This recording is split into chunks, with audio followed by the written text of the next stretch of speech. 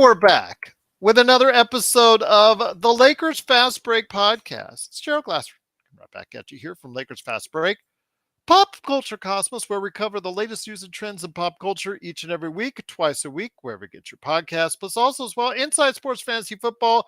You know we're going to talk about all the injuries. They seem to happen to my players, even though I won 2 of my 3 teams this weekend. But still, Jefferson hurt. Arcane, the kid from Miami, got hurt. My gosh. We'll update you with all the goings on in the NFL on Inside Sports Fantasy Football. Plus, also as well, Joe Soro. You know he's happy about a Lakers win in Vegas. They rolled the dice and they didn't get snake eyes in Vegas. And you know, Joe was talking about that. It's Ox1947 at LakersBall.com. Go ahead and check out what he's doing there. Plus, also his company, Simblades. Simblades with a Y.com. I do know he's still, I believe, back east, if I'm not mistaken, in the Midwest. Is that correct, Sean? He's out there somewhere in the mid. He's somewhere roaming. He's being Joe somewhere. So Yeah. hopefully he'll join us tonight. Mobile Joe, indeed. But also as well, go ahead and check out Laker Tom. Laker Tom is the #1 Lakers blogger that's out there. Go ahead and hear what he has to say about the Lakers, along with our good friend Jamie Sweet, aka Yami Swoot. Mr. Five thinks himself. Those guys comprise of the Lakerholics at Lakerholics.com. Our good friends Empire Jeff TV, Lakers in 5, also as well, John McCallion. All 3 of those guys have great and outstanding YouTube channels you need to go ahead and subscribe to. Go ahead and make sure you do that today, wherever you get your YouTube channels, right there for you. And speaking of subscribing, click on the little Joe right there on the lower right-hand corner of your screen. You're going to go ahead and be subscribed. And when you do, you get the latest notifications on when we go live with the latest Lakers Fast Break podcast. I will tell you what, though, the Lakers coming into my neck of the woods here in Las Vegas, about 9 miles away from here, as we had time to do so on the playback.tv/ Lakers Fast Break watch party that we had. Hopefully you joined us for that. But I did get to measure out how long of a distance it was. It was about 9 miles away from me. And it seemed like the Lakers first half really got in tune with their offensive side. LeBron and Austin Reaves were inserted into the lineup today. They decided to go ahead and give it a go. No Jared Vanderbilt, out with the heel issue, so they're monitoring that day to day. Plus also as well, Cam Reddish was also out with a sprained ankle that we saw happen on Saturday's game against Golden State. So they're both status as kind of day to day at the present time. So again, as I said, Austin and LeBron were in, and they helped facilitate a really high octane offense as they shot very well in the first half from beyond the arc.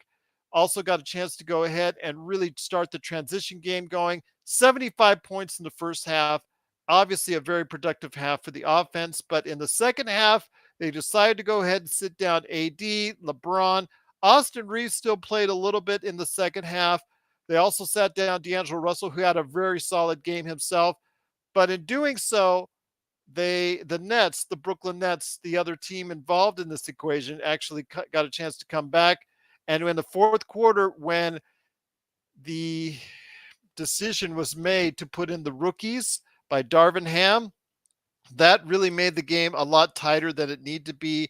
And at one time late in the game, the Brooklyn Nets actually did go up by 1.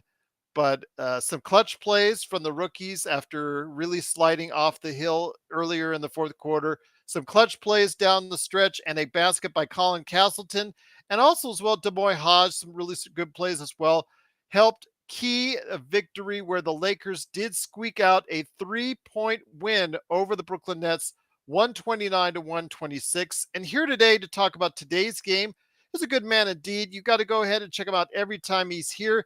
He's the madman from Toronto. He did get out of Toronto traffic to join us for the game on playback.tv/Lakers Fast Break. He was also earlier here today for the awesome update from Justin Quinn on what's going on with the Boston Celtics. He was up there for that. I know everybody was like, but you know what? I wanted to make sure we got everything taken care of officially on our NBA observations of all 29 non-Lakers teams, and that pretty much put the exclamation point on that.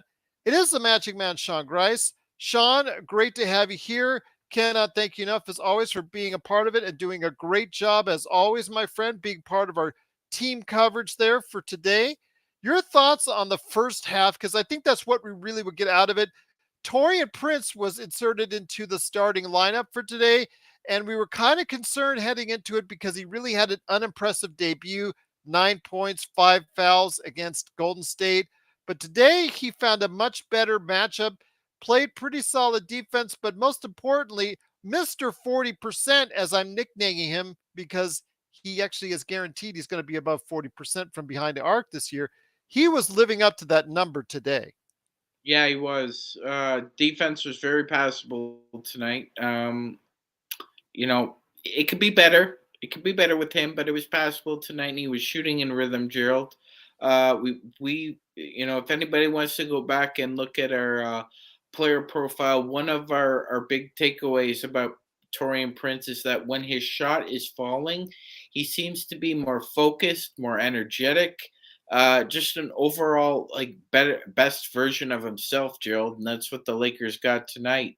There was one particular play where LeBron was going really strong to the cup. And if he missed it, Torian Prince was right there. We didn't see a lot of that last year. A lot of guys would kind of just stay at the 3 point line or hedge a little bit in. At least Torian Prince made the decision to go all the way in there, and he'd be there for the recovery if LeBron missed the layup. Just a small detail, but something that's very important, That really especially if. stood out to you. I remember you commenting that on our playback.tv/Lakers Fast Break. Yeah, because we didn't really see that a lot last year. That was more instinctual to me, and that's what we want, Gerald. We want Because these he guys. was right there with D'Angelo. Both of them could have gone because they were standing next They to each were other. We only saw Torian Prince make that move.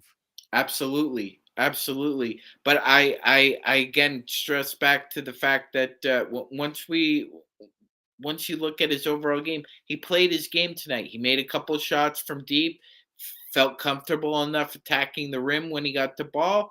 It was an overall good bounce back game for Torian Prince.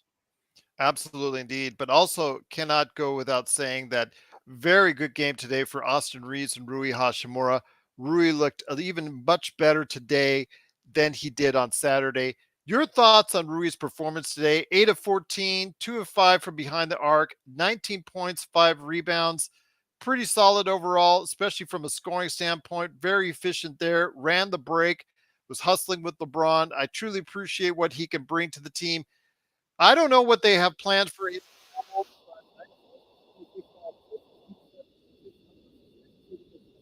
coming off the bench, but looks like more and more that he's still trying to play to get into the starting lineup.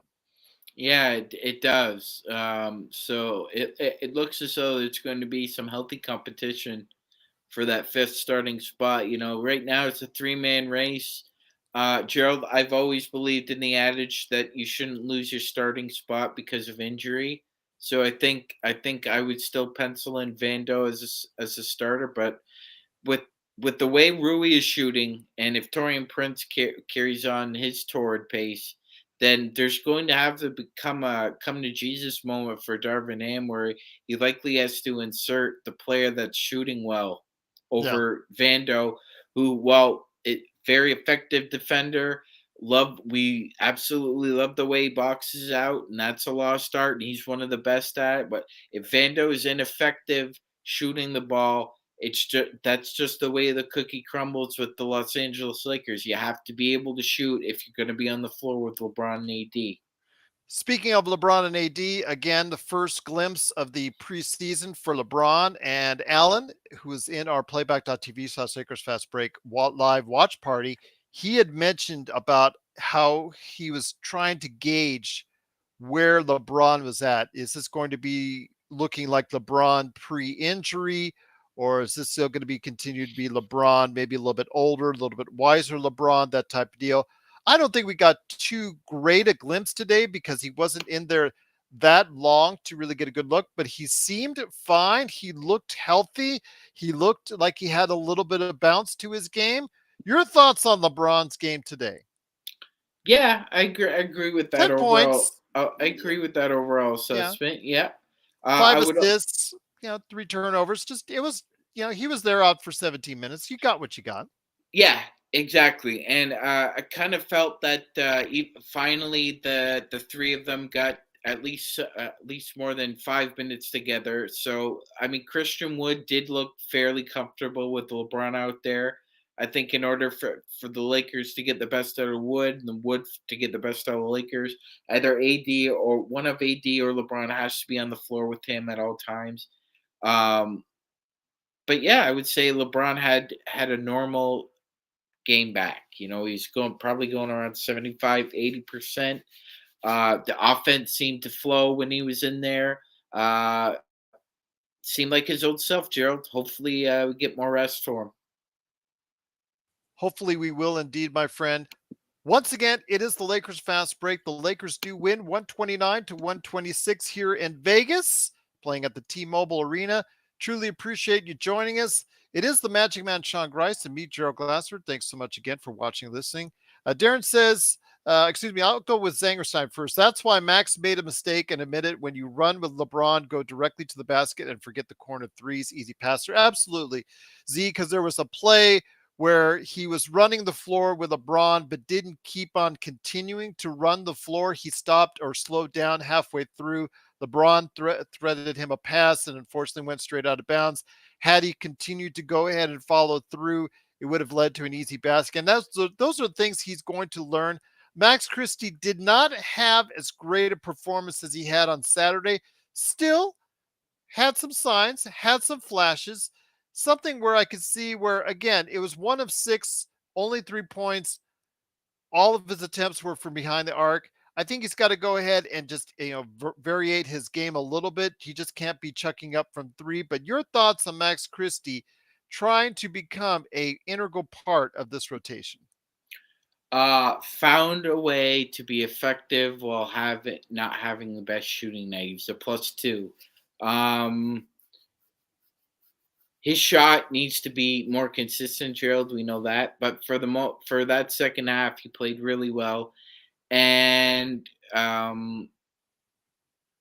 would say this: I think he looked jittery and a little unsettled tonight, Gerald. That's kind of what it felt like. Like he's really tentative. I'm not sure why. It seemed like he was more confident the last game. I think confidence is a huge thing with a young player, obviously, but he still battled. He tried to hit the boards, tried to box out. His defense was really effective right there late in the third quarter. The length that he has, when you see him playing with Austin Reaves and Demoy Hodge, you could see that it's contagious. He tries to use his length as much as those guys do. But yeah, I think this is going to be a bit of a hurdle for Christie, unless that shot's consistent. Because I would like to see him take the bull by the horns, grab that back up off guard roll, and run with it. It's just that shot needs to be more consistent. Once again, it's the Lakers fast break. The Lakers do win 129-126. It is the Magic Man, Sean Grice, and me, Gerald Glassford. Thanks so much for watching and listening. Hopefully, you got a chance to go ahead and check out our coverage live as the game happened on Playback. Playback.tv/Lakers fast break. Go ahead and give it a try, and you can interact with us all game long. Plus, you can hear when Joe's there and Sean's there and Laker Tom and Laker Nick were there. Joe would usually, when he's there, will go ahead and curse up a storm. So if you want unfiltered Joe and unfiltered Sean, go ahead and check it out today at playback.tv/Lakers fast break. Heavy Duty says, thank you, LFB, for hosting. Truly the best. Well, thank you for being a part of what we're doing here at the Lakers Fast Break. It's because of you and everybody else out there that's watching us and listening to us that we're doing this each and every time out for the post games and what we do here on a daily basis here at the Lakers Fast Break. So we are indebted to you, and it's truly appreciated. But let's get into something that was a little bit back and forth on, and that was Christian Wood in the game today. Christian Wood, I know Tom really didn't like the comments I made on Playback in regards to possibly being a selfish player. They're paying him to be a certain way. They're paying him to play a certain way. The Lakers know what they're getting with him. his style is what he's comfortable with, is not the I'm going to go ahead and be unselfish and be passing the ball around constantly. And it's going to be you pass me the ball, I make the shot or I take the shot. And that's what we saw today.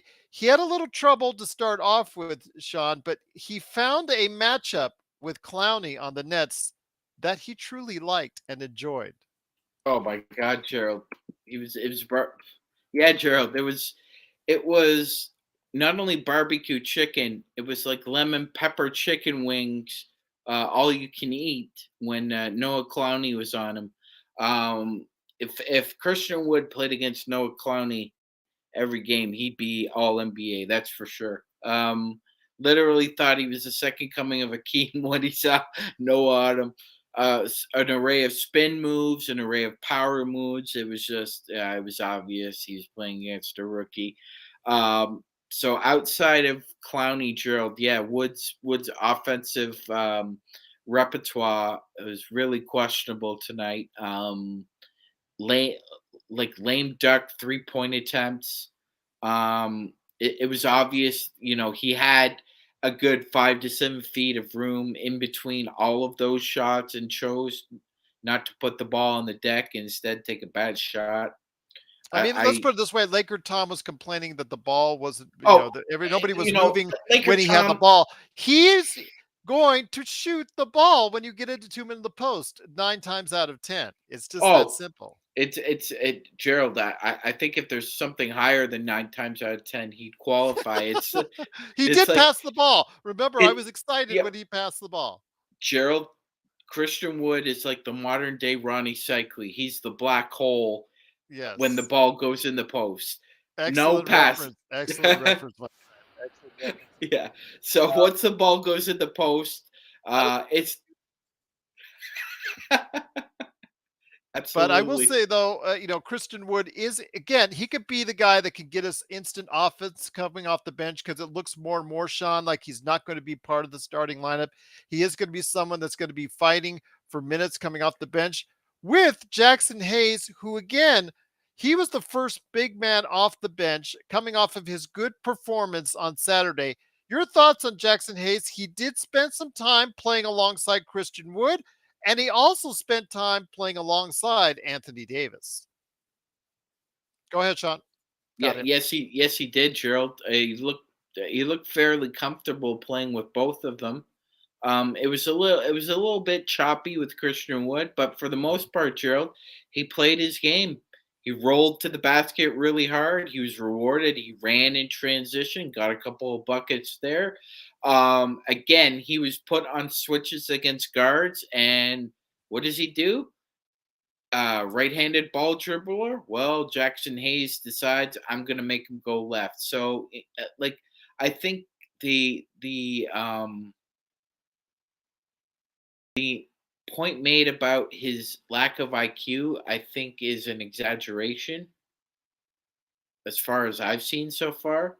I I think mean, he's he very. played pretty solid. He's pretty He solid. did, Nothing yeah. spectacular. There was a couple times where you saw his defensive awareness work against him, but for the most part, I liked what I saw, and especially paired with somebody that's really good defensively, like Anthony Davis. It makes for a very formidable front line for when the Lakers have them. So taking the ball to the basket is really hard to do against those guys when they're both in there.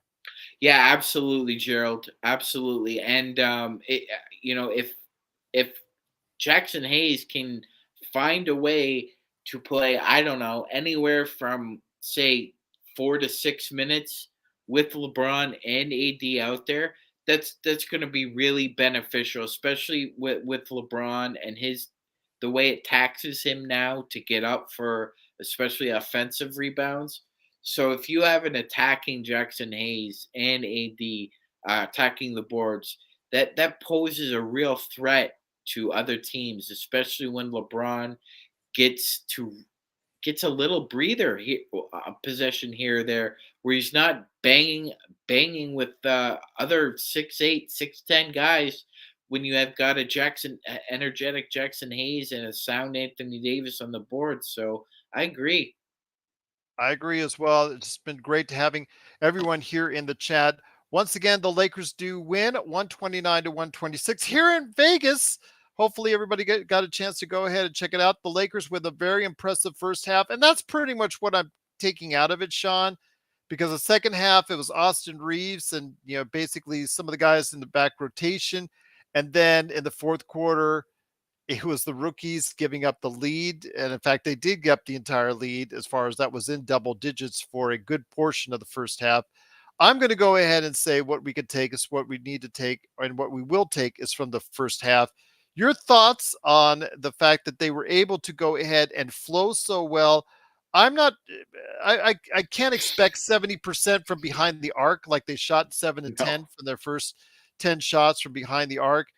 But I do see the fact that they do have more individuals out there who can put a scare into people who do require attention, which could space out the ball a little bit more and space out the court a little bit more for LeBron and AD. I just makes me kind of nervous to see AD out behind the three so much when he should be underneath a little bit more. Absolutely, Gerald. Absolutely. Considering the fact that the Nets were going with a center duo of Speedy Claxton, Nick Claxton, and Noah Clowney. Just Yeah. it, Along with the heavy dose of Ben Simmons. yeah, at center as well. But Ben Simmons didn't play after the first half. Um, So I'm with you. I don't really want to see AD living, anywhere from 20 to 28 feet outside of the basket. He should be the mid post in. That we all know this is bread and butter. Yeah, he made a three the other night. Made another couple. Come on, man. You know your game. And you know what, Jared? If we're gonna win the free throw battle like we did last year, then it's incumbent, it's imperative, it's essential, uh, Yes. whatever adjective you want to use for AD to get down there and get free throws. AD finished in the top 10 in free throws last year. Top 10. And he didn't qualify for any of the awards, but he still managed to be in the top 10 in free throws. He needs to continue attacking. There's no other if, ands, or buts about it. It just needs to be consistent. Needs to be consistent. Needs to always be consistent indeed. But the Lakers, they did win 129 to 126. And the thing I want to ask you, though, when it comes to what we saw today, Jackson Hayes, again, 8 points, 7 rebounds, 4 of 4 for shooting. Really good stuff from him. Obviously, we saw a little bit of defense in there as well. A little bit of, like I said, some defensive lapses, but still, for the most part, was really solid, especially lining up with AD and a plus 12, which was most important overall. Your thoughts on more? Would you like to see more Jackson Hayes as far as I don't want to say starting. Let's not go that far, but would you like to see more rotation minutes with Jackson Hayes playing with LeBron and AD? Yes, yes, I would. I think that's a front court that could be very imposing physically. Um, Considering the fact that if you had Hayes and AD under the basket, working the grind, and LeBron's able to free flow on the perimeter, either on or off the ball. And if he could be a roamer defensively, because we've seen Jackson Hayes doesn't look out of place when he's left in an ISO situation on a perimeter player. So I feel very confident that if you played those three more and more, that eventually you'd hit on something. I seriously think that they could try that triumvirate with them. Two of the three, Vincent and Russell, Vincent and Reaves, Reaves and D'Lo and uh, Gabe. I, I think a combination of that, possibly another wing, would be beneficial. I mean, it's a slightly bigger lineup, but again, Gerald, it's kind of the best of both worlds because we avoid the pickle matrix, aka the three guard rotation. That's what I'm going to call it. I'm not going to call it the three guard rotation anymore. I will just refer to it as the pickle matrix from here on out. But yes, I think a combination of Hayes playing really well and or would help eliminate the idea from him that he can go to that whenever he wants to. One of the things I'm having a polite discussion with back and forth with Zangerstein, are one of our most awesome individuals as part of the best Lakers chat room that's out there. Lakers Fast Break is the concept of AD hanging out behind the arc a little bit more this season. I'm not in love with that concept. And, with Zangerstein saying if AD could have at least the threat of shooting a three, this will open up his driving lanes more. If I'm guarding on the other team, Sean, I'm letting him shoot all the threes that he wants. He's never shot more than 34% in any season that he's played, and the last 3 seasons have been well under 30.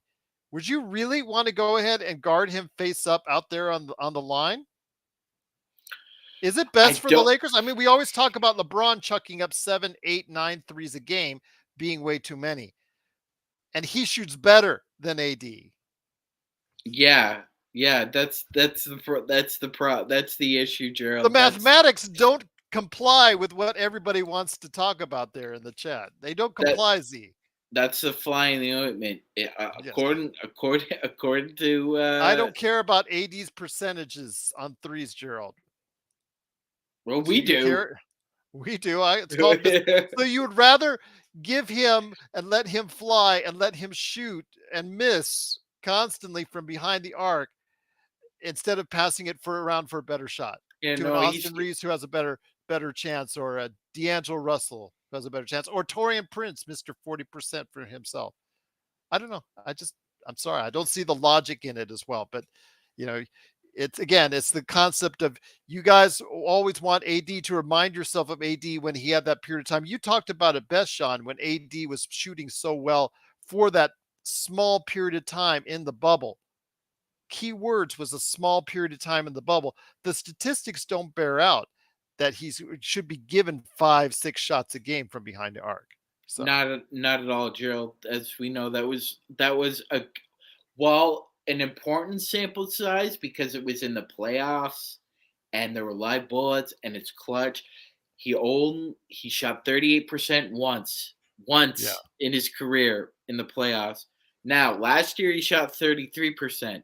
yeah, That's a little higher than his 30% career average. So I yes. I'm kind of I understand where Z's coming from and where other astute minds are coming from.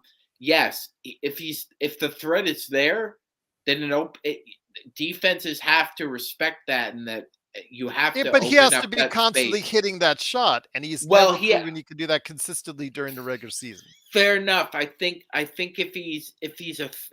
fair enough. Yes, he has to be considered a threat from there, and that's why a lot of the lane was clogged last year too. Because we Mhm.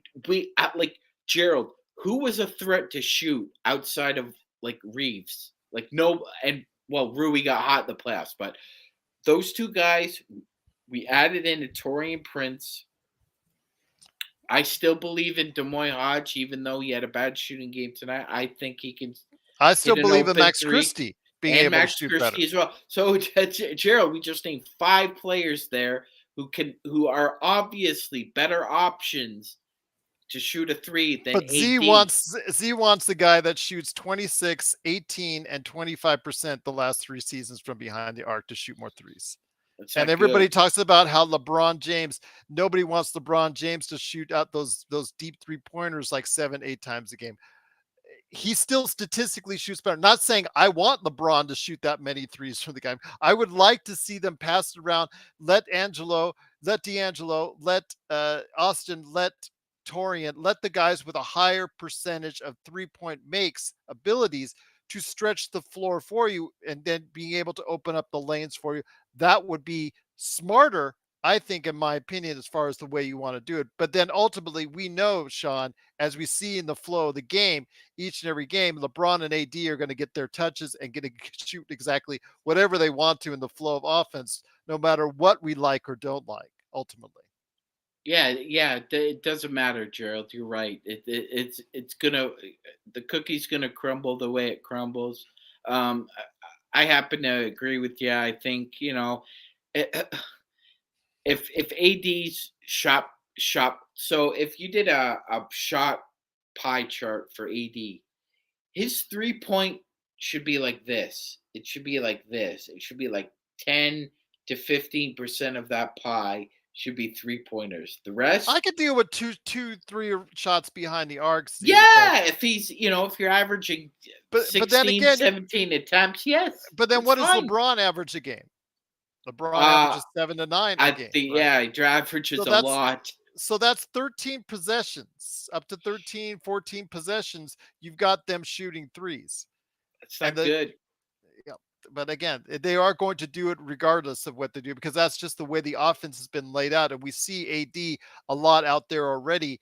That's the way it's been planned out by Darvin Ham. So I'm not going to be able to go ahead and win that argument one iota. So again, it is what it is. The That's like statistics bear that's itself like if out. you had that's like if you had really good if you owned a restaurant and you had really good donair sauce. Yeah. Again, And then you just watered down the donair sauce. So yes, so that's true. after a while, nobody's going to come to the restaurant anymore because Yeah. why? They I watered hope down the donair sauce. I certainly hope he can find himself, to be a better shooter this season from behind the arc. It would make things a lot easier for all of us. The same thing with LeBron. So we'll definitely see. It is just a second exhibition game, so you don't want to read too much in it. But you can already see the way that Ham is laying out the offense and where he wants LeBron and AD, or where LeBron and AD want to get their touches. So that's something similar to what we've seen the past few seasons. Whether or not it will be more effective, we'll wait and see. But the fact is, now the Lakers, with the kind of depth that they have, Sean, they don't have to go ahead and feel like everything is on them. They have outlet shooters they can pass to. D'Angelo Russell, Austin Reaves, who's starting. This time last year, he was not a starter. Now he's a starter and really a great part of the offense, shooting from 4 of 6 from behind the arc. D'Angelo Russell 4 of 5 from behind the arc. Torian Prince 3 of 5 from behind the arc. If something we're going to go ahead and integrate more into the offense, the 3-pointer, it's clear, Sean, that we're going to do unfortunately a little less running, a little less transition. We're going to see more threes put up. The percentage cannot stay at 25th overall in the NBA. We have to move it up somewhere near the top 15. Your thoughts on what we could do? And I think we can do it. It's just that the other guys have to be able to given the opportunity to shoot more. And I think that it can get done. Oh, I agree, Gerald. Tonight was a pretty good example. They shot 20 of 55 from the field. That was 36%, I believe. 55 of their 98 shot attempts are for three. So that's like 56, 57% of your shot selection from beyond the arc. I think if they can make them like that at that rate, they won't be 25th for long. They'll probably be in the middle of the field. It's funny Um, because Zangerstein says, I don't get when people limit their players. AD stroke has been good, but in 2021, because AD got bad, they already limit him to not shooting. AD needs variance. Well, AD's gotten a little bit of variance the past 3 seasons, not shot above 26%. So you tell me, Zangerstein, when I feel I'm concerned about AD stroke from behind the arc and whether he's shooting it too much, or where we'll see he will shoot it too much. That's a concern I have. The same thing I have for LeBron, right, Sean? I mean, if you want AD and LeBron shooting from behind the arc, you at least want them to hit at somewhat of an efficient clip, as close to as possible as 35%. I'm not asking for 38 or 40% from them. I'm asking for just 35% from them. With that, is that too much to ask? If that's the case, they can take as many, or should take as many shots as they want. yeah, no, I think that's fair, Gerald. But I mean, it's the off, like you said, we're gonna sacrifice a lot of paint opportunities in transition We're going to take more threes. for transition threes. That's right. So at best, you're looking at making, anywhere from 35 to 43% of those opportunities, Gerald. Um, I I don't will want say to. though, well, hold on. Zangerstein's saying he shot only 1.5 per game last year. 3 seasons ago, 2021, he He shot shot 26%, and he shot three shots a a game. game. Yeah. He took 3 shots a game. So he did what you needed to him to do. He did what you asked Zangerstein, and he couldn't get it done then. Let's hope he has found a stroke, and let's hope he has been able to go ahead and develop that stroke to the point where it's at least above 30%. Again, if he's taking 3 shots a game like he did 3 seasons ago and only shooting 26%, that's not a good sign. If That's you're not a good making sign. 1 out of 3, we can live with that. Yeah, We can live with absolutely. that. Good, Yeah, we can live absolutely. with that. Hmm. Alan says LeBron can't chuck those threes and shoot 35%. He needs to take smarter threes. That's all we're asking from AD as well. Take smarter threes. Know exactly how good of a shooter you are. And if there are other shooters open, like Torian Prince, like Austin Reaves, like D'Angelo Russell, because it's clear, Sean, that this offense is now more 3-point oriented now than ever. If that's the way they're going to go, Sean, then they obviously have to go ahead and try to incorporate those shooters as best they can. Add Gerald, and we're talking about versatility, right? So if you had a lineup of just like as an example, just D'Lo, Gabe Vincent, you had LeBron, AD, and Jackson Hayes. Well, in a transition opportunity, everybody knows the scouting report on Jackson Hayes. He's going to run like a bullet train straight through to the bucket. So that's going to leave opportunities if AD's playing for transition opportunities at 3. He made one tonight. That's where I think that it could be advantageous, Gerald. I Well, would it's the use preseason, so I'm hoping that I they would can go use ahead and work it I out would and I do would that. use a different word to describe like LeBron and AD's Mhm, 3-point shot selection. It's opportunistic. mhm. But sometimes being opportunistic also means understanding your limitations and allowing somebody else who's better at what you're trying to do And this is thrive in their role. That's what and they did with Torian Prince tonight. and LeBron passed it to Prince. Rui passed it to Prince. yeah. Why are they passing it to Prince? Because they know Torian Prince is a better shooter than they are. And I will tell you this though, Magic, it is the preseason. This is the time to work on your game. So we should see LeBron and AD trying to go ahead and put up a lot of threes, which is fine. But I have a feeling that they will go ahead and translate that, whether it's good or bad on their end, into the season. This offense is now, again, you see it more spread out. You see it more 3-point oriented. You see the advent of Christian Wood, and he even took a lot of threes. Max Christie took a lot of threes. The team as a whole is going to increase the number of threes. It's clear, it's evident that they're going to change their style a little bit. Hopefully, again, you can get it to the good shooters on the team to increase your percentages. And if AD and LeBron can increase their percentages just even by a little, that helps out the Lakers so much. It does. It does. It's just a little uptick. You're not asking for a big jump, just a small little increase. Um, Well, Alfred is a point of contention for them because they finished 25th. So in the conversations that they had, and it was clear in the offense today here in Vegas and also in Golden State, that the 3-point shot is for them a priority on improving this season. That's something that they're working on. Whether or not they will still continue to shoot as many as they did during the preseason, that remains to be seen. But they're chucking up more threes than they did this time last season, Sean. yeah, absolutely. Well, absolutely, Gerald. Since the first 2 games, I think Yeah. we shot something ridiculous like 44, 45 threes in those Yes. first 2 games, and we will never mention it again, Gerald, because it was just a horror show. But yeah, last season was very, very like selective about how many threes you're shooting. You Yeah. saw it the year before. We shot ourselves out of games because we couldn't make them. And last year was a different story. I think Cam was a little bit more selective, more deliberate with how he wanted to attack the offense with the 3-pointer. And again, Joe, we've talked about it, and you've illustrated it perfectly tonight. It's the offense has changed a little bit. You're going to sacrifice somewhat in transition in the paint to have a better 3-point shooting team in transition and in the half court.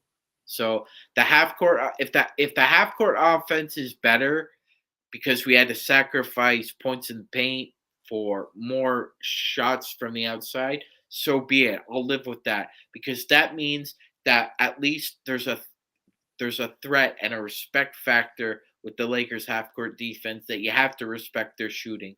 That would change a series immensely against a big team. Once again, it is the Lakers fast break. The Lakers did win 129 to 126 here in Vegas. It is the Magic Man, Sean Grice, along with me, Gerald Glassford. Thanks so much again for watching and listening. Truly appreciate it. Don't forget, we will be back on playback.tv/ Lakers fast break at 7 p.m. on Wednesday. The Lakers are going to go ahead and play another exhibition games. Hopefully you will join us for that. Also as well, the post-game show, the best Lakers post-game show that's around there, of course, is the Lakers Fast Break. I noticed that one of our competition recently announced they're doing a post game, post game, like the late show and all that stuff that's going on there. I guess they want to compete with some of the channels that go long on their post game shows, like us. So how about that, my friend? People have taken notice for us, and it's truly appreciated that everybody out there gets a chance to go ahead and watch us here at the Lakers Fast Break. But I want to talk a little bit about the defense. When you're talking about the number of shots that we're talking about from behind the arc today, you saw it, a lot of transition back and forth between both teams, a lot more of the rate, that's basically the number that's as far as the number of times that the Lakers had the ball, the number of times the Nets had the ball. It led to a situation where the Lakers did get 75 points in the first half and looked really good doing it. But also as well, it also led to as far as, even though it was a double digit lead, 61 points giving up as far as to the Nets. Again, the number of, if you're just basically going ahead and taking so many shots, especially from the outside, a lot of transition, you're going to get a lot of that. Your thoughts on the defense for today in that first half, my friend? Yeah, uh, act, Joe. Surprisingly, the Nets missed Cam Johnson tonight, and they still scored 61 points Yeah. in the first half. So normally their spacing is a lot better than it was tonight, and they still managed to score 61. That's a little bit of a concern. Um, the 75 is great, but how many times is this team going to be on a heater and be able to score 75 points in the first half? It's not going to happen a lot. I don't Yeah. think so. So, No. Well, I still think the league is trending towards an offensive game. So I do think you're going to see even higher scoring than even what you did last year, which is right. what, one of the highest. What, Sacramento's the highest, best offense That's right. rating out there for any other team in history. So even with the old days with the Denver Nuggets, that didn't outdo them. So that Yeah. tells you what it is and where it is right now with a 3-point shot. So I think that you are going to see a lot more of that going forward, Sean. I do think I you will see an increase in scoring for the Lakers. Yeah, absolutely, Gerald. I thought at times the breakdowns led to just too many easy opportunities down low for them. Mhm. And I still, Gerald, I'm still seeing an issue here where if you look at when a shot goes up, there's usually only, I don't know why, but there seems to be only 2 to 3 Lakers uh, below the free throw line when that shot goes up. You got to be able to really get in there and corral that because I just felt like we gave up way too many second chance opportunities again, and Mhm. that's gonna kill us. That's gonna kill it. It's one of the reasons why we didn't end up in the finals.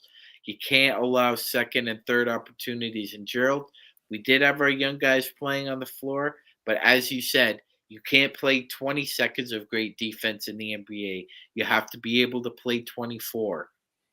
So Absolutely. it's great. It's great that in that 20-second span, they were out scrambling. They managed to recommunicate, get back to their assignments, or everybody was on a man. But that last 4 seconds, as Gerald illuminated to everybody on playback, that's that's gotta be cleaned up. One of the things I want to ask you though is about guy who's actually played well in both appearances so far, D'Angelo Russell, and he was mentioned just recently in the chat. Big shout out for the mention for D'Lo, Adam Hurley. Truly appreciate your suggesting that. Something we don't want to forget is D'Angelo Russell, and it's kind of back and forth. I'm not ever going to go ahead and question D'Angelo Russell as far as his ability to shoot. It's just what kind of D'Angelo Russell are you going to get in the playoffs? Do you think he's going to be able to cut it out for you there? Do you think there's any defensive deficiencies that are going to prevent him from being that? I think he's a solid 15 points, 7 assist player. I do think this is a very pivotal season going into a contract year that he needs to produce and produce well. But the thing outside of the 15 points and 6 assists that he got today, as just basically really solid game. 14 points. I'm sorry, 14 points, 6 assists, 4 of 5 from behind the arc, 5 of 8 overall. Is the fact 2 steals as well? It's a fact plus 10, something that he couldn't do very well, or actually he wasn't very well at Minnesota. He was actually a minus for the times he was on the floor. He was a negative. No matter how well he shot 40% from behind the arc in Minnesota, it just didn't seem to click overall, whichever lineup they had on the floor around him. This could be a different story here this season for D'Angelo, and I'm hoping that's the case, Sean. Yeah, absolutely, Gerald. I've noticed an improvement in his defense, Yes. um, and it's small, but can be fairly significant in the playoffs. When a guard is trying to attack him above the break now, if you watch, D'Lo's got his head on a swivel. He's looking back and forth, and he's communicating. He's trying to pay attention to what's going on around him, Gerald, and he's actually using his length at the same time. It's you know we these guys get paid a lot of money, and they get critiqued ad nauseum. We also need to point out when they've improved themselves and when they're trying to be a better team player. And he's trying to be a better team player defensively. He's using his length. He's paying attention to rotations. It's a lot crisper now. It looks a lot crisper, and he does as well. Now, Gerald, when we get into the playoffs, the coaching gets better. That means the scouting gets better. And that means that there's going to be schemes where teams play him off the floor. And that's just a fact. Gerald and Tom were going at it pretty good on playback. Uh, Gerald, It was all no way. That is not even. That's one of our most mildest of mild way, conversations. yeah, You've but been party to a much more loud. yeah, He's called me an yes, idiot on more than one yes, yes, occasion. yes, He yes, has yes. I yelled at know, me. I Yes, know, he has I done know. Clint Eastwood Yeah, sitting out there in the middle of the lawn yelling at people. He's done that to me on more than one occasion, my friend. yeah. No, you're right. You're right. There was the bass in his voice didn't go up so loud, but That's correct. it was. Ah, Gerald. Ah. Almost sounds like a pirate. Yeah, it wasn't contentious or anything, but No, no. it was a mild disagreement. But in the end, I happen to agree with Gerald more than I agree with Tom. I think D'Angelo Russell at 28 is what he is at this point. Yeah. But again, Christian Wood at 28 yeah, is what is he what he is at this is. Yeah. point. And I'm not trying. And most people say, "Oh well, it is what it is." And that's more of like a pejorative, a negativism. But I'm you not have to trying. try and work around that to utilize their Exactly, best traits. exactly, and that's what I think Darvin Ham and the coaching staff is really trying to do with D'Lo, and he's looked really good, really comfortable on both ends in both games, and that's good to see. I'm just saying, I think Gabe Vincent is insurance because I think there are schemes where D'Lo just is going to be played off the floor, but don't everybody just wants to just automatically put him up for sale with that contract for an upgrade. Yeah, absolutely. And I'm not saying I want to trade him right away or trade him at all. I just want to see how it works out. But again, you got to know what D'Angelo is at this point in time in his career. And are you comfortable with it? And can you work around it to utilize his skills the best? That's my contention. Well, That's there's my, a whether or yeah. not you play him in the playoffs, you keep him for the playoffs or not. I would also remind people there's an old phrase, and it was a pretty decent song by Joni Mitchell. Doesn't it always seem to go that you don't know what you got till it's gone? And Yeah, D'Lo is a very effective player. I'm sure everybody remembers the Alex Caruso THT saga. Everybody was, you know, labored about this and that. Eventually, it fell. Everyone thought Cruiser should stay. That's not the way the ball bounced in this instance. I think you know, um, don't go looking for trouble here. I mean, right now it looks like everybody's having fun, Gerald, yeah, and they're enjoying playing with each other, absolutely. which is basically, uh, almost almost as important as the talent on the floor is the ability of these guys to have joy playing with one another. And there's still So some working out to do. I mean, we saw there were some lineups that really did mesh very well, even in the no, first half, and we saw that clearly. But again, when it comes to having LeBron and AD, I think that's one of the great points is that they're so comfortable with what they're doing. Everybody just plays around them and utilizes their strengths, but also as well, what Z was saying, you're comfortable with Z was comfortable with them taking more threes. They only took 31. To give you a difference, they took 55 today. Their average was 31 last year. So obviously, that's going to be a point of emphasis for them. As long as you're accentuating and getting most of those shots to the people who statistically are doing it the best, that really makes for something worthwhile. And I think that could really improve the offense even more. yeah, absolutely, Gerald, absolutely, and it be selective. Mhm. When you have quality, you can be selective. So I think they've got enough talent, and they've got enough schematics, and they've got enough know-how to combine that into finding a nice balance between dribble drive and kickouts versus transition opportunities. You have shooters, you have dribble drive players as well, and sometimes you have both in Austin Reaves and LeBron. Mhm. Um, so there's going to be a lot of, like we talk about the hybrids on the roster. I think there's going to be a lot of hybrid offense this year as well, Gerald, because it's going to be a selective game because there are going to be times when they shoot 20 of 55 or 25 of 55, but if you're getting into that rhythm where, you know, we start out the game shooting 3 of 16, Gerald, we've seen this before. At the end of the game, you see Lakers shoot 7 of 35 from 3 and they end up losing by 6 to 8 points because of bad shot selection. They were still in a game because they have the talent. So hopefully, again, as you said, the, those 13 possessions that LeBron and AD didn't effectively manufacture points, those are huge. Those are huge, especially in the playoffs. That could be the difference between not just a win in a series win.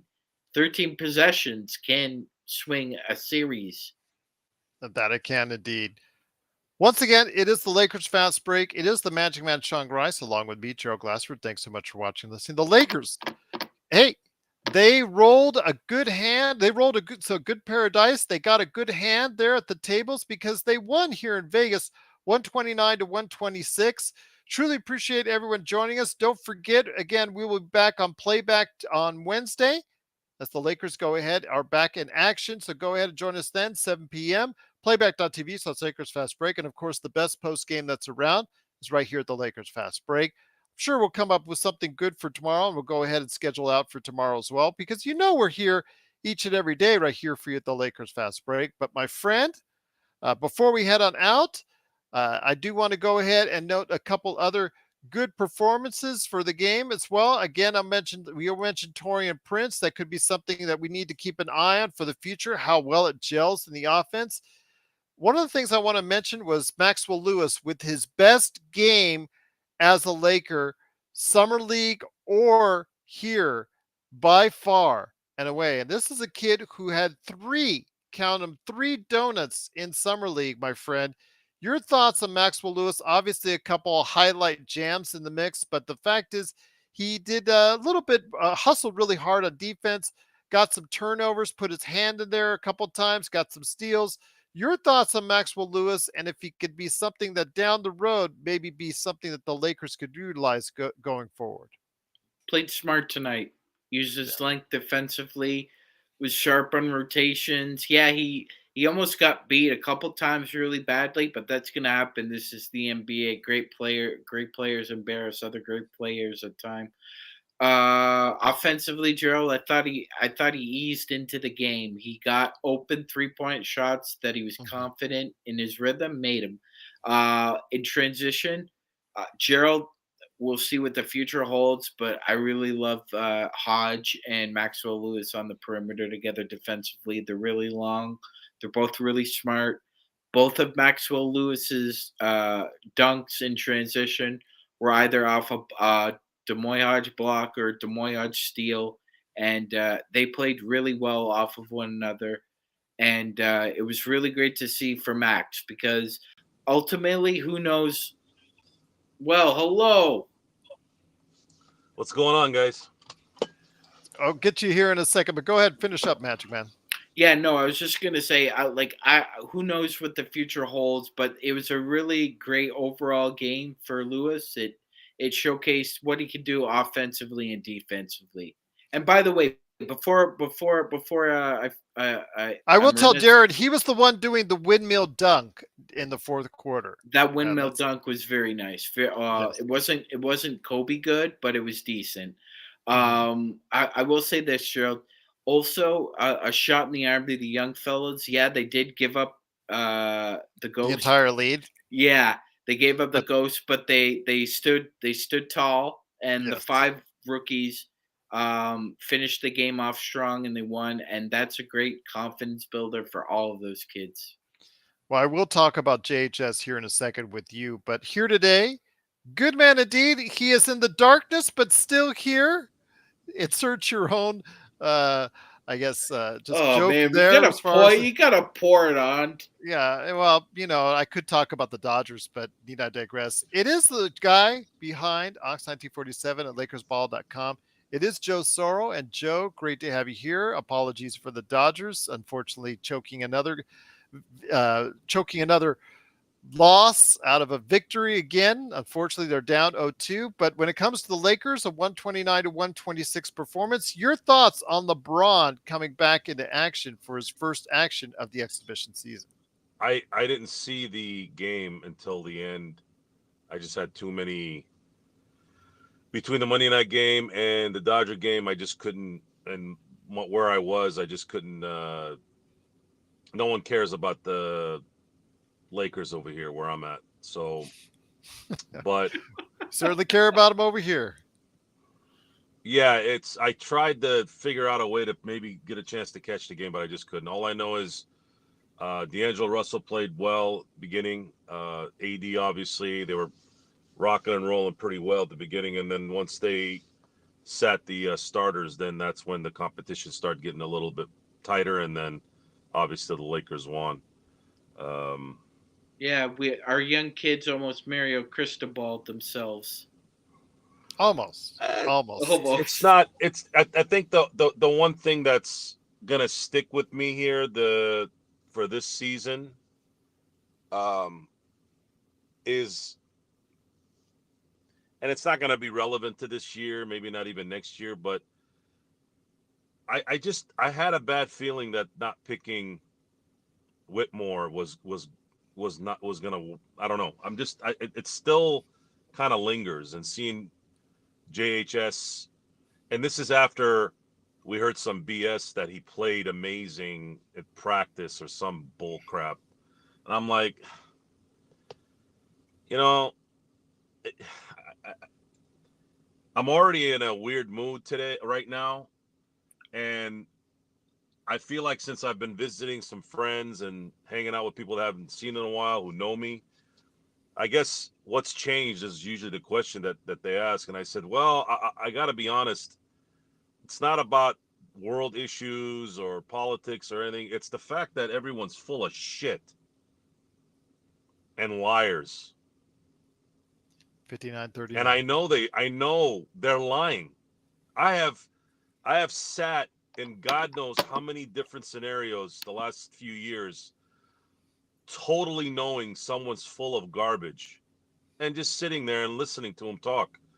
And it seems like it's happening more and more everywhere we go. And there's this mask that surrounds it with positivity, optimism.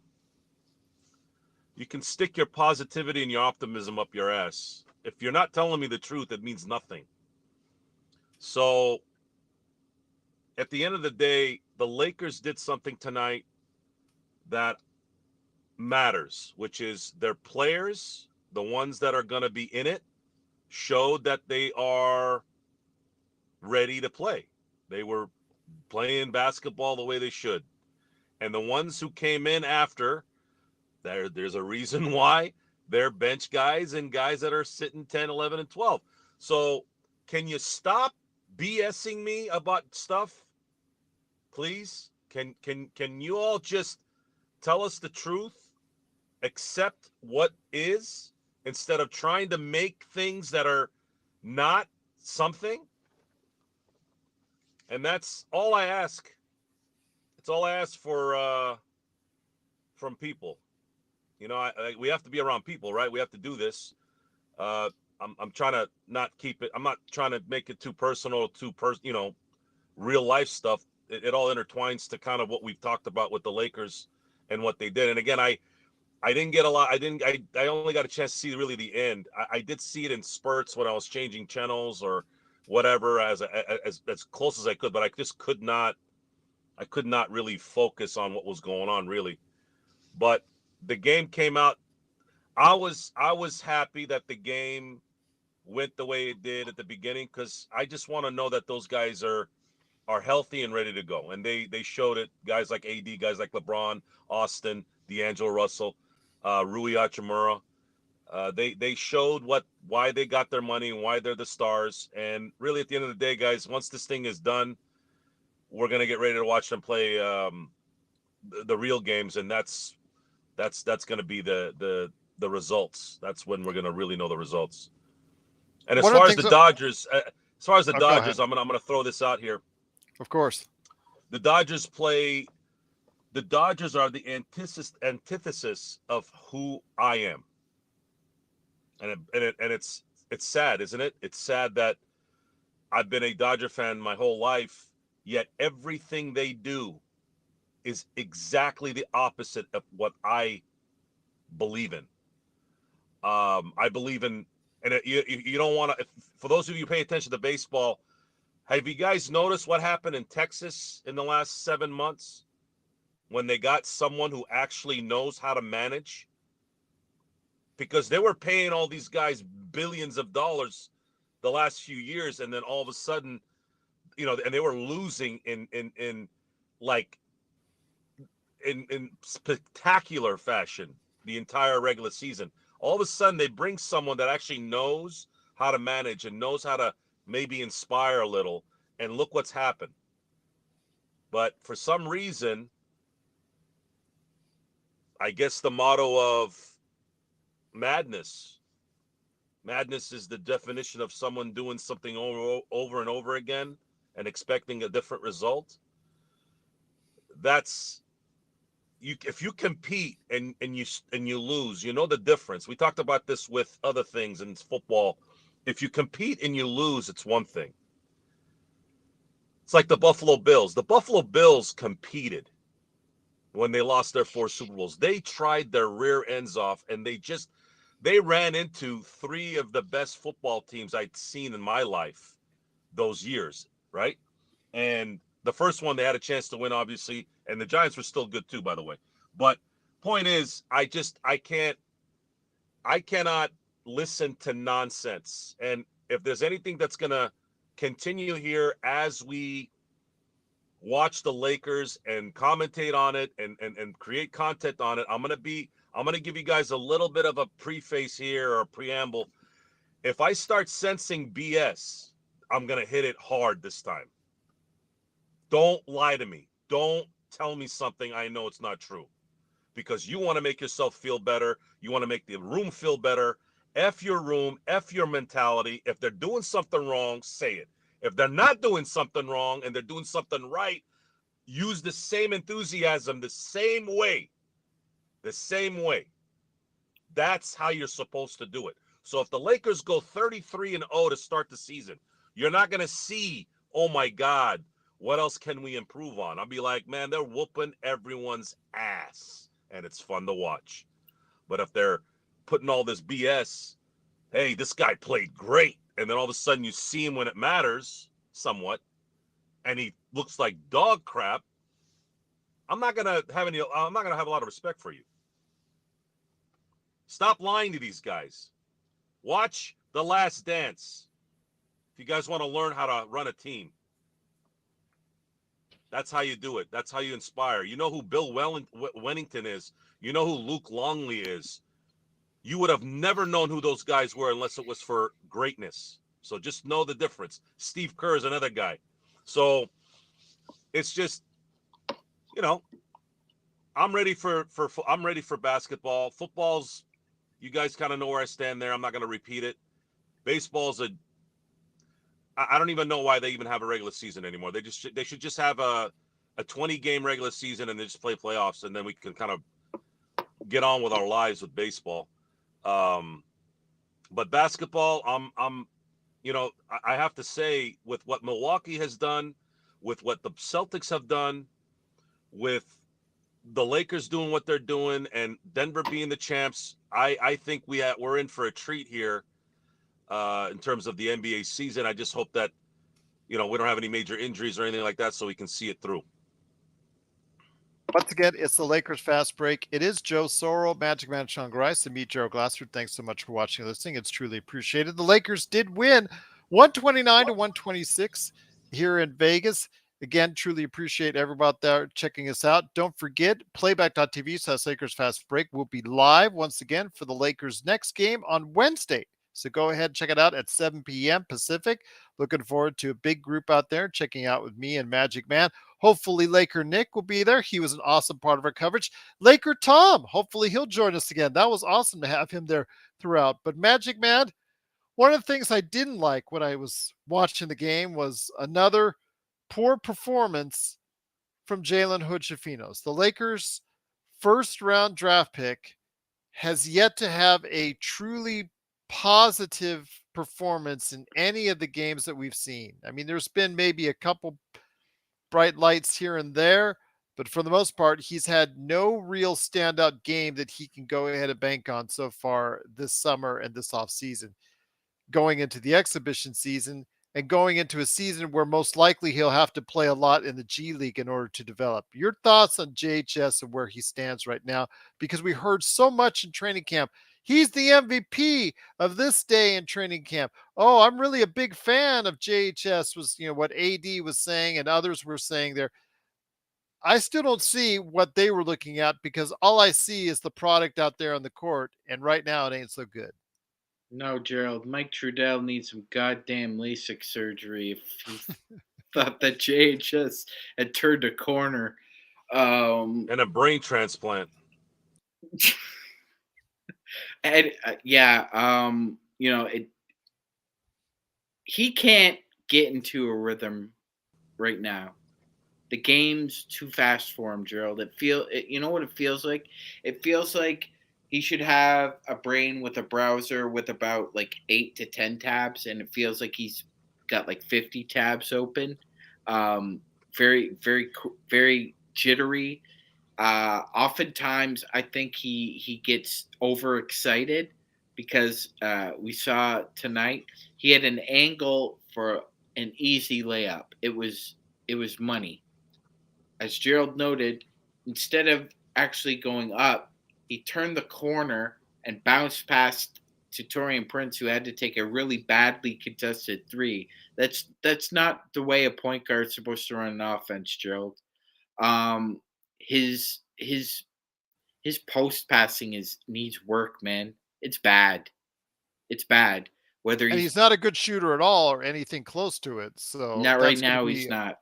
Hard for him to go ahead and develop. He needs serious time in the G League where he can run a team and understand the basics, because Gerald, if you don't have the basics down, how can we move forward from that? That's your foundation. And, I get it. Like, 4 assists, 2 turnovers. That might look pretty good, but he wasn't running a consistent offense. It looked very disjointed. he looked disjointed out there. Well, And it's not fair for him too, by the way. It's not fair to him. Look, I'm not expecting him to be a star, guys. I'm hoping no I'm one not is coming off that way. Okay. But my gripe is stop lying to us. Just say he needs to develop.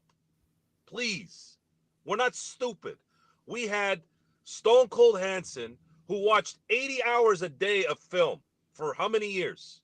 We're not getting this information in the air like all the commentators on TV. We actually had someone who actually put in the work that we relied on for that information. And is credible. He's got the receipts. He knows what he's talking about. Why? Why are you doing this? You're going to make it worse. You're probably making it worse doing that because it looks like it's a confidence issue. That's the worst thing you can have in the NBA, especially in the NBA. You cannot hide anywhere when you don't have confidence in the NBA. There's only 5 guys on the court, okay? You could get away with it if you're on the offensive line. The tackle, the center could kind of help you out a little bit, right? There is no such a thing like that in the NBA. So if you guys are trying to build this kid's confidence, you're not doing it right. Just let him develop if he has potential to become something. And again, the gripe is stop wasting our time with the BS, okay? Yeah, exactly. We want to Yeah, no. If he's playing bad, say he's playing bad and he needs time to work and he needs to develop. His decision making is him out there. His decision making is poor, and yeah. I would challenge Trudell or anybody else. Show me where it's not. Show me where it's not, because show me all summer long where he's played extensively for 5-minute stretch where he's really played well on both sides of the ball. Because we saw he gets beaten quite a bit off the dribble. He gets beaten quite a bit face to face as far as in isolation. The only thing I've seen him do well at all is when he drives to the basket, he's able to move his hands in such a way where he gets fouled and is able to go to the line. But outside of that, you see he has some instincts, but it's just not able to fully execute. There's just a lot of work that needs to be done for JHS. Gerald, it's just that simple. We're not trying to bash the kid. It's coming off as such.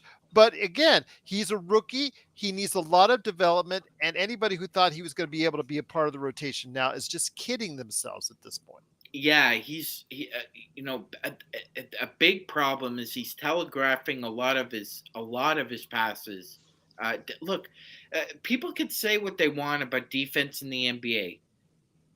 Guys read scouting reports. They're long enough. They're smart enough. They understand how to play passing lanes. He's got to get better in several different aspects. And Joe's right. We're not asking him to be a world beater and set the world on fire. That's the thing is, can he eventually be a good part of the rotation, Joe? We don't see that yet. That's the thing. We don't see that. But then again, maybe a year down in the G League where he's just constantly working on his game, maybe that can change, Joe. There are 2 reasons why this was a bad move. Number 1, you already have 2 players that play like that. You didn't need a third. You have Austin Reaves and you have D'Angelo Russell that have a similar game. That I didn't understand that move from that aspect, unless they think that they're going to get rid of D'Lo or whatever. I don't know. It didn't make sense. Okay. And the second thing, which is really the first thing, which was you cannot ever not draft best player available, especially in the teens. If you're afraid in the top 5, I can get it a little. I can understand it. But you cannot do it that late in the draft, even if it's in the first round, because this is an athletic, next level athlete business. And what better way to have someone who can be athletic with a team and can score than a team that's championship worthy, because that guy doesn't have to develop as quickly as a guy who's not athletic and can't score. You see the difference? That athleticism can be used because you have the greatest players of this era playing, there's not going to be a lot of attention to that guy, or at least not enough, because you're going to sell yourself short as a team because you have to play the other guys that are great. And that's what stuck with me, because I feel like the Lakers had a chance to get somebody that could have really helped them this year. And all I cared about since the season ended, which is why for the first time in a long time, I was anxious for the season to start up, because usually when the Lakers would lose, I would be burnt out. I'm like, good, I don't have to watch a Laker game until the end of time, right? Or at least for 6 months. This was the first time in a long time where as soon as that clock went zero in the Denver game, I'm like, man, I'm already wanting to watch Lakers again. And because I felt it. I felt, man, they ran out of gas, damn it. They ran out of gas. Let's get this thing going. Sean, you like this because it's a history thing. Jack Lambert, 1976. Arguably the greatest defense that because they didn't win a championship that year, arguably the greatest defense that ever played in the NFL. I know there's room for the Ravens in 2000, obviously the Bears in 85, Bucks in 02. I get that. You know, everybody has their own opinion. That's fine. But the 76 team, no, you're right. After they started, you're right. Yeah, after they started 1-4, ran the table and had 5 shutouts. They allowed, I think it was 28 points. I don't think it's that number, but it was just ridiculously just nasty. Okay. That's 9 games. They played 14 games in 76, 9 games, and they had 5 shutouts. Right. And then they went in, played Baltimore, which they were with Burt Jones, who was like really good. Just imagine kind of like Drew Brees in his prime. That's who Burt Jones was at the time. And smoked them. And then they met the Raiders in the AFC title game. Blyer and Franco Harris both got injured. And at that time, when you lost your running back, you pretty much were toast. And then they got shellacked by the Raiders, which that 76 team was actually the best Raider team in their history, at least my opinion. Beat the Steelers 24-7. Yes. Now, Jack Lambert was interviewed after. He said it was the most devastating loss he ever had. But he said, man, give me a 6-pack and let's try it again. That's how I felt after they lost to Denver. And, of course, the Steelers went on to win. They didn't win the next year, but they ended up winning 2 more Super Bowls in 70 and 79. And we're in that mode now of winning, guys. We have LeBron at an end here. God bless him. I hope he can play 5 more years, and it's with the Lakers, and he's productive. But I'm trying to be realistic here. The NBA it could change in a second, right? But I'm thinking now, and whatever's going on right now in training camp with the young guys, I hope some of them come out of the gate with some surprising play. But I don't care. He looks good, but he looked like he was cruising. He looked like he was in exhibition mode, be honest with you. But he did look healthy. He did look athletic. He did look like he had a little bit of pop today, but he did look like at times he was cruising through the game. And you could just tell, especially on the defensive end, which is, again, what LeBron does to save his minutes, Joe. I do want to mention, though, Maxwell Lewis again one more time, Sean.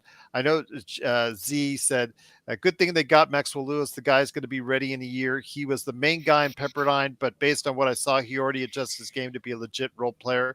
Well, today was by far his best game with 10 points and obviously those 2 highlighted dunks. Magic Man. I don't agree with Z again on this issue because, up until today, he had been kind of very sketchy.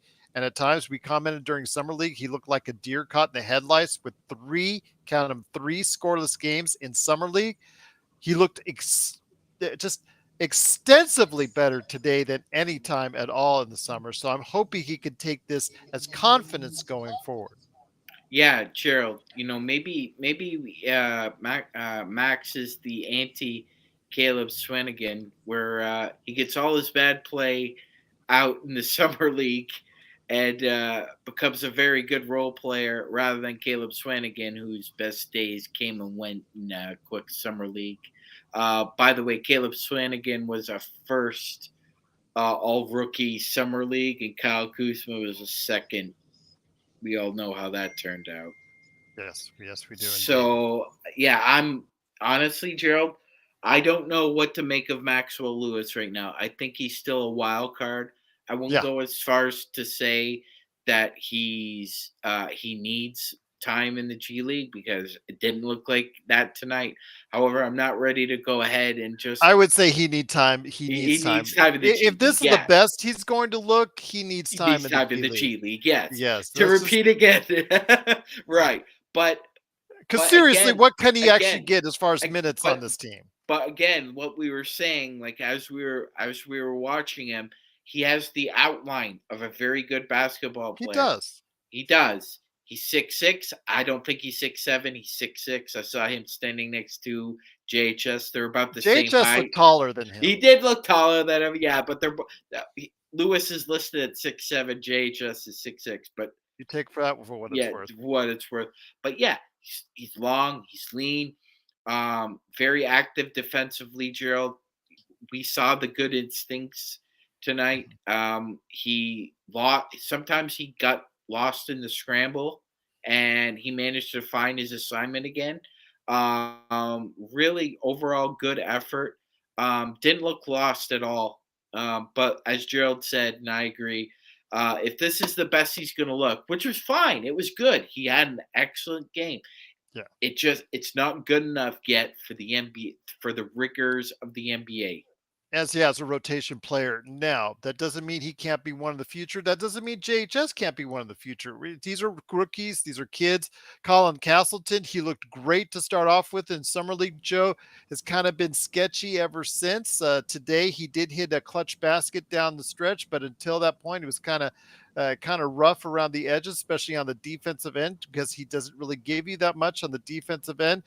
But with Demoy Hodge, up until today's game, he has been a spark plug for the team, with everybody clamoring for him to play more. But today, he just didn't have it as far as from the outside shot. But again, these are kids. They need to be patient. We need to see them develop. They need time. They need touches. They need reps in the G League. And hopefully they'll get just that, Joe. I think Castleton has immense potential to be a rotational player.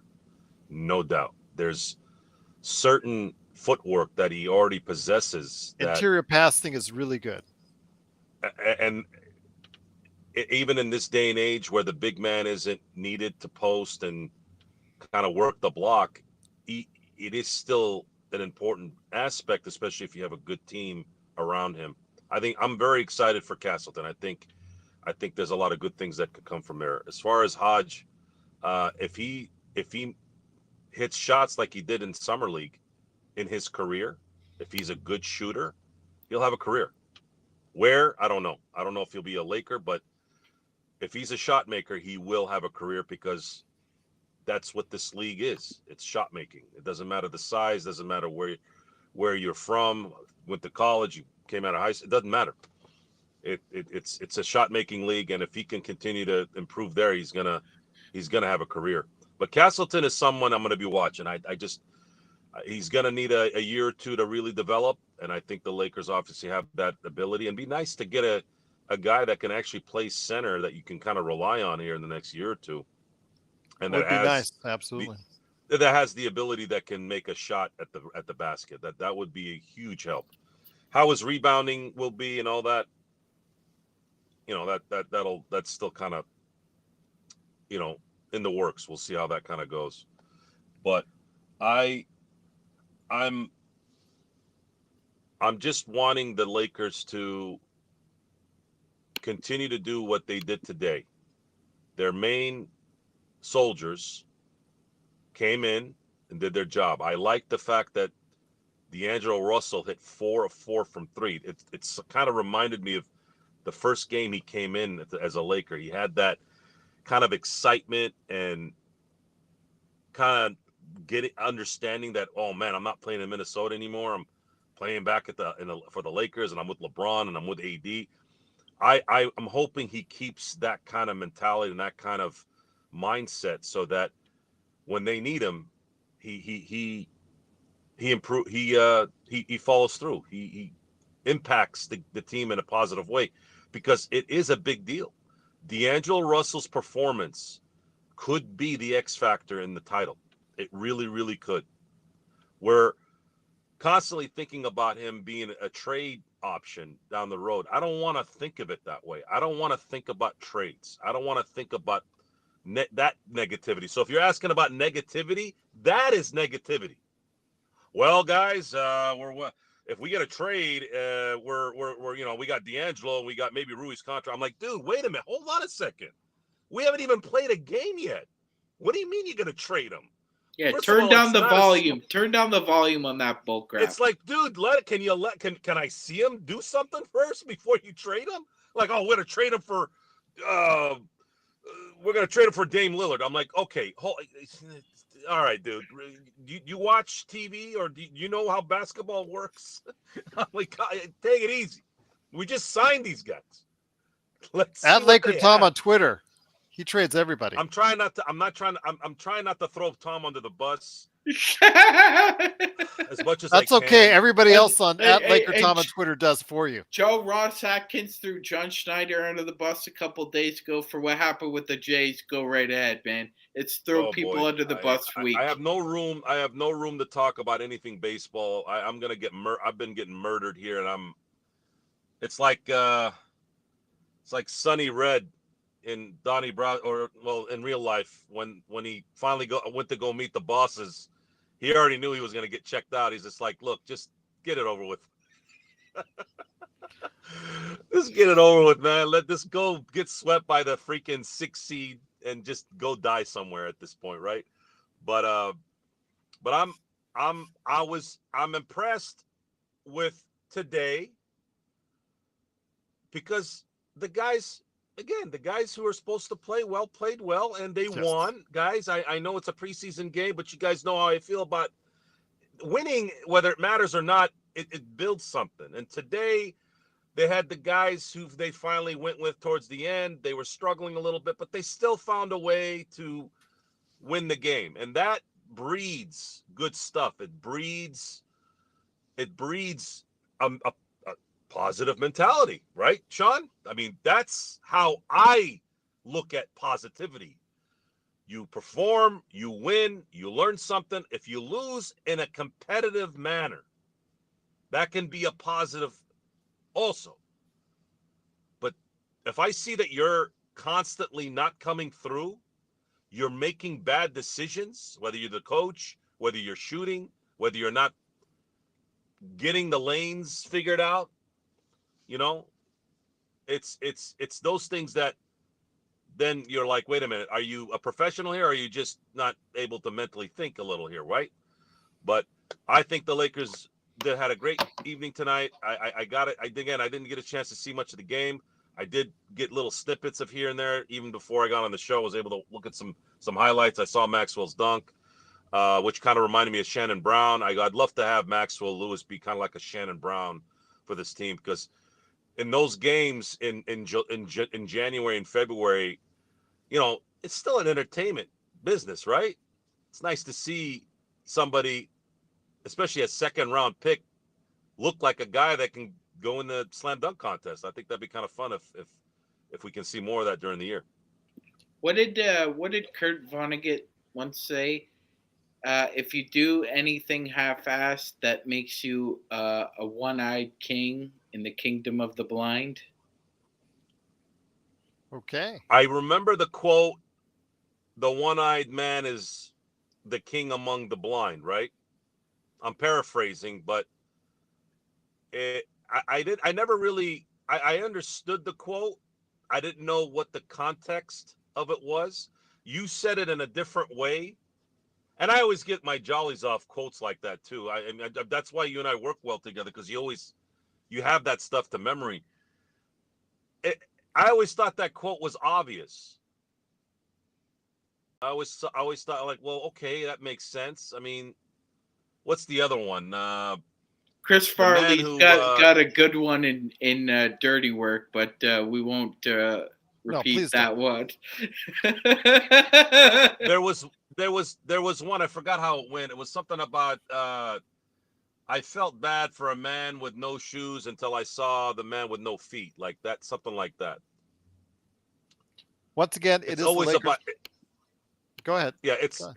it's. Sorry, I'll end the discussion here on this right now. But it's again, at the end of the day, it's like, well, it's perspective. At the end of the day, it's about perspective. That's what I get out of that. Once again, it's the Lakers fast break. The Lakers do win 129-126. It's Magic Man Sean Grice and Joe Soro, aka Ox1947 on LakersBall.com. Plus, support his company if you're in the Southern California area. Please go ahead and check it out. Simblades with a Y.com. All right, guys. Last question I'm going to hit you guys up before we head on out, and that is your thoughts, Magic Man. I'll start with you first on Gabe Vincent. Gabe Vincent, he's had pretty much two. Best way to say it is Gabe Vincent-like performances. Not efficient shooting, some solid play here or there. Only a -3, 6 points, 2 assists, but 2 of 7 from behind the arc and 2 of 8 overall.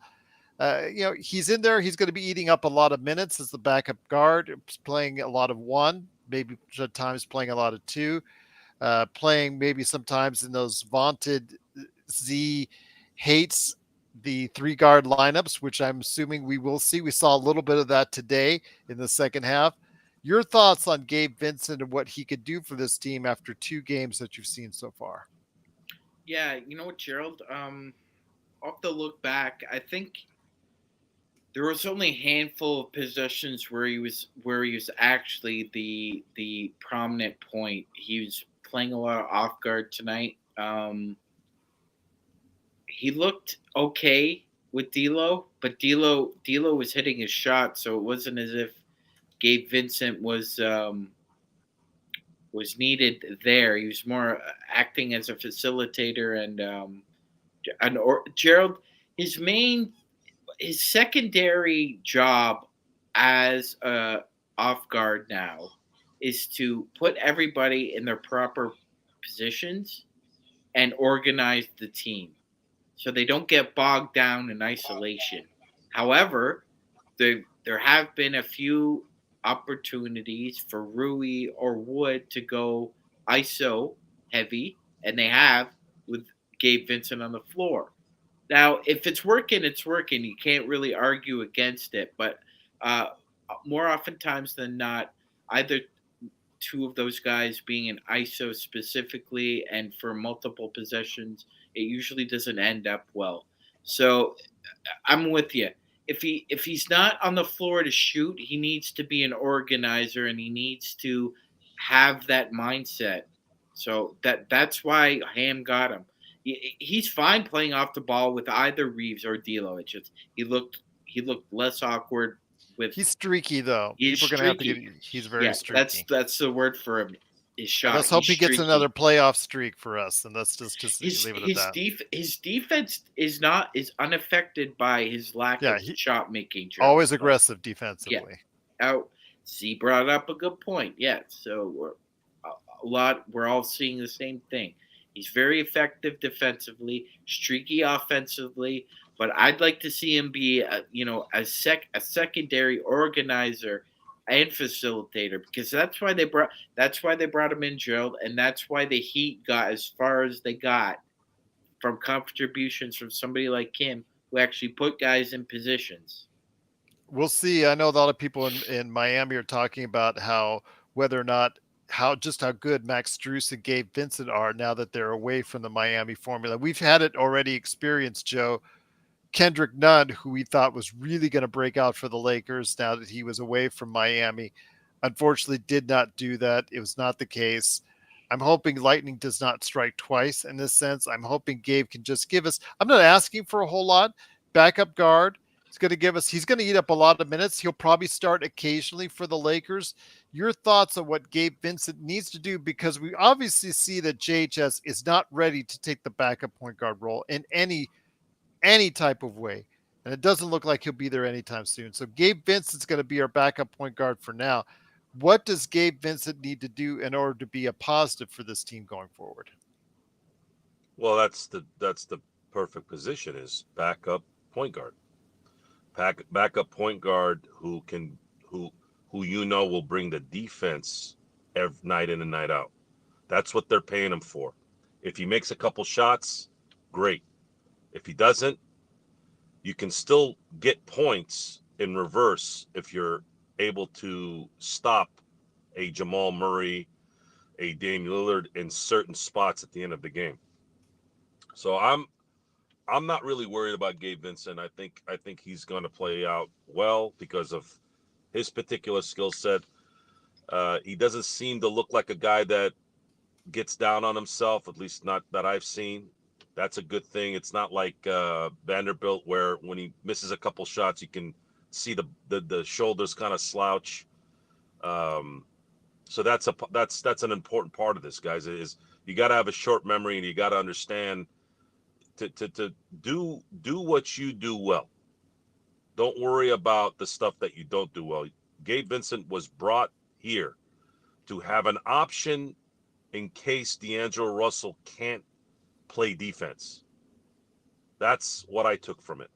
If there's a particular team where D'Angelo's getting smoked, taken advantage of, run down, whatever, you have now someone that you can throw in there that could at least stop the bleeding and wants to play defense. And that to me is an important part of it was an important part of the summer to get somebody like that, because I think it's less pressure on D'Lo, and obviously anytime you can get a guard that can actually stay in front of someone that's talented, you're gonna have a chance to settle the situation down. I'm not. Go ahead. I don't even think about Gabe Vincent. You should think about Gabe Vincent because he's going to eat up a lot of minutes for the team this season. Let me finish. I'm not thinking about him in the sense of I'm not worried about him. Okay. I've seen him play. No one played well against Denver last year. Gabe Vincent, D'Angelo Russell, hell, even Jimmy Butler got smoked in the finals. So I'm not going to use the finals as an example on why he isn't good enough. That had nothing to do with it. It's just they ran into a team that was a buzzsaw. It is what it is. Hell, we're Laker fans. We've seen our team just destroy people in how many runs, which yeah, Joe, we've been the wood chipper many times. We got fed into the wood chipper in the Western Conference Finals. It happens. Yeah. And that's the first time. That was the first time that's happened to the Lakers since 1998. The Lakers usually, when they get to the conference finals, they always go to the finals. They had won 8. They had won 8 conference finals in a row until this last year, and they went to 8 in the 80s. So the Lakers they have 32 conference titles. I mean, they're like, I think 14 ahead of they're 11 ahead of the Celtics. Yep. So Gabe Vincent, I feel like, is a security guy, and I think he's going to do well. As long as there's no injuries, I think he's fine. I'm not worried about him. And as far as what I was able to clip together here tonight, Rui played well, D'Lo played well, AD played well, LeBron played well, Austin played well. That's what I wanted to see. There was a 19-point lead at some point in the game. Okay, guys, let's keep this thing going, right? Of course, I was excited to see some of the young guys, and we were lied to with our first round pick, and that's the only negative. Really. I'm like, why?